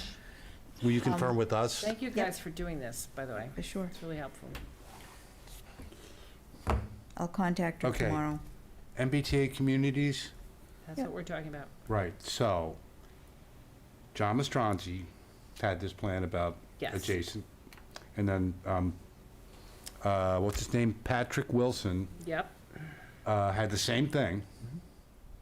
So, we need some kind of outside counsel's point of view as to whether this is reasonable or not. And we have talked to town council. So the idea is the state gonna, if the town says, well, we're gonna buy up that land, but you first have to get someone to sell it to you who wants to sell their Does land. Patrick Wilson? How about wanna sell? Patrick 12 Wilson? Does Patrick Does he Wilson have 12 wanna do it? acres he wants to sell? He's got a shitload of more than 12 acres. Is he offering to sell it? Well, Is it if within if the he, half if he mile? if he pitches this, then why wouldn't he also, I don't know, but I don't think we can talk about that at this board meeting. I No. think we can just say if he's interested in selling it, he should reach out. Yeah, so I think I could approach the state and just say, suppose somebody who owns land in this half mile decides to restrict their property. You know, we don't know what Mr. Haley's gonna do with his property. He may give it to Greenbelt. You know, if that were to happen and we went below the 100 acres, what would that mean to the town? So I feel like I could reach out to the state What with are we that at right question. now? Say that again? What are we at? How many acres? 12 too many. We're at Yeah, 111 too many. of developable station So the area. question I would like town council to answer is, when does the state make the determination on what area counts? So they've already given us our little circle, and they said we have 112 acres, right? If we sold or whatever, if we got below 12 acres, now are they gonna say, sorry, you were 112 before, you can't change it Yeah. now, so. Yeah, that's Oh, the that's a question I great need to question. ask. Town council can't answer that question. She's told me she can't answer that, because Probably it because hasn't even been the state doesn't know. tested. The state would have to give us that response. So, I mean, I'm comfortable reaching out to the state and just saying, this has been brought up, what if somebody restricts their land? Because again, Wenham's so one of the only close. communities that's that close, Yeah. Mosquito. that if, a mosquito? Sorry. Holy Yeah, smokes. thank you, though. You I saved me. think I That missed it. I'm very Came in 'cause vulnerable it's to so those cold. things. Sorry for the microphones. So, I'll do that. I'll reach out to the state and just Excellent. pose the That's all. question. That would be But Peter, on excellent. the MBTA thing, right? It sounds like there's a compliant scenario that is not going to put a huge burden on the town, There is, which right. is, it's like 4.7 acres within kind of the parcel you identified, near the train station. And then we could designate another area We that could would satisfy designate it. Boulder Lane, land down that way. That would Yeah. satisfy the state. I mean, it's just a profound change in What- terms of the impact of the MBTA community regulations, if we are able to move to adjacent. Yes. Yeah, But it's, it is. But my either, sense is it's gonna be really hard to do that, though. and either way, somebody that is gonna wanna have to build it, and then it's gonna have to meet the environmental restrictions. So there's a lot of other And Factors. septic. and- factors, correct? Correct, Yeah, just Okay. because you rezone something doesn't mean it's gonna get built. yeah. Right. All right, so But yes, you're right, it would, the zoning. it's would worth be very Are chasing. you gonna different. reach out? What's that? Are you gonna reach out to the? To the person you landowner in mentioned, question? or- No, Margaret's gonna reach out to the I'll reach out state. to the state and find Margaret's- out Margaret's gonna if call there was a state. change in the I type will, of land. I will, Change it. yeah, I'll reach out to them. And when would it have to Okay. have occurred? Yep. Because he doesn't have to do his whole property. Okay, can we move on? Yes. Meeting minutes, 5/11/23. I looked at them, I didn't see anything. Did other people have a chance to look at those? I'll take your word for it. Read them carefully, because I was, Are they here? Are they in here? they're not here. They were sent out, apparently. Sell it or just put a conservation easement on it? Do you want to Something put like them that, up, yeah. Margaret? Or do you The want to wait? minutes, Just because the next, Do we have to go into executive session tonight? you will, in order, I guess, to approve those minutes from executive session, from what, Catherine, that's how they do it, right? Yep. I've never done that, so, That's all we're doing in the executive session, is yeah. approving minutes? Of an executive session. won't take you very long. So, But these minutes are not those I don't know if we minutes. need to go into, since it's over, Yeah. we don't want to waive privilege. can, Yeah, don't waive, don't do anything you'll regret. Okay, But, No. but the minutes, yep, let for, me just for grab. the ones that are not the executive session. Because after that, I'll just leave. It's 5:11, oh, no, that's ES, sorry. well, while we're doing that, this is public information. The lawsuit has been dismissed. Yay, It's over. Yep. Stipulation of dismissal with prejudice has been filed. For waiver of costs? Yep. No. Each side to bear their own costs. Other rights waived. Good. I'll get that later. So, that's good for the town. so do we need to approve this? Well, these are the regular minutes, and as I was saying, I didn't see anything to Me neither. correct. Then I move to approve the minutes of May 11. Second. All in favor? Aye. Aye. Abstain. Aye. I wasn't Abstaining. there. Oh, you weren't there. Um, Okay. I'm sorry I wasn't. I like these meetings a lot. So, are we going to go into executive session? I think if you are, I will turn the meeting over to Mr. Pasquarello, but I think, as we learned last time, we have to Adjourn from. adjourn from the full session. So do I have? No, we can adjourn from No, executive just, session. just move to Move go to into it. executive session and vote To by adjourn roll. from executive session And- directly. And then once you're in executive session, you gotta vote to adjourn from It's executive like session. ellipses. But you don't need, If you're not making any changes to the minutes, they're just being approved, it's okay if you're not gonna discuss them. okay, so we've already voted in favor, right? All in favor? No, we're talking about Hold the on. executive session I now. don't think we need to go into executive session because the litigation is over. It's not going to affect our litigation But it's position. discussing what you did in the last executive session, and I wasn't there, and They I have to be- shouldn't be there, but and they- I don't want to do anything to jeopardize. That's fine. But we might need to go into executive session to approve the minutes. You You might can- not to be here. You- I just need You to can leave. just leave. Right, you well, can just that's leave. what I was- Yes, sorry, trying to simple it out here. Whatever, however, I Ian, you need, can leave now. I still need to turn the meeting over to you, which thank I'm you. doing. Thank you, Ed. Have at it. Good night, Ben. Good night. Good night. Good night. Good night, Is Ann. that your coat, Ann? Yes, and I'll Do you want realize it? my coat when I go out there and it's raining. Raining. Right. Good night, Catherine, good night, Margaret. I have my coat, okay. I hope it's not raining. So, Catherine, didn't we already edit these and we tabled them or something like that? No, there was another There executive was another session. executive session. Yeah. I Oh, don't think so. the last meeting? This was the last meeting, so you've done nothing. Yeah, we haven't done anything with these. So do you want to So- vote to go into executive session? And then you can vote on the Because we don't minutes. know what they are? Okay. All right. Read the minutes? Have you guys all read them? I That's what wasn't I'm there, Hold so on. I'm abstaining anyway. So, Don't bring them up yet. You just gotta find them. okay, Ann has left. I am assuming the chair of the meeting. I'm declaring that an open meeting may have a detrimental effect on the litigating position of the board, and that we should vote to go into executive session, and that votes may occur during the executive session, and that we intend to adjourn from executive session and not return to open session. So, So moved.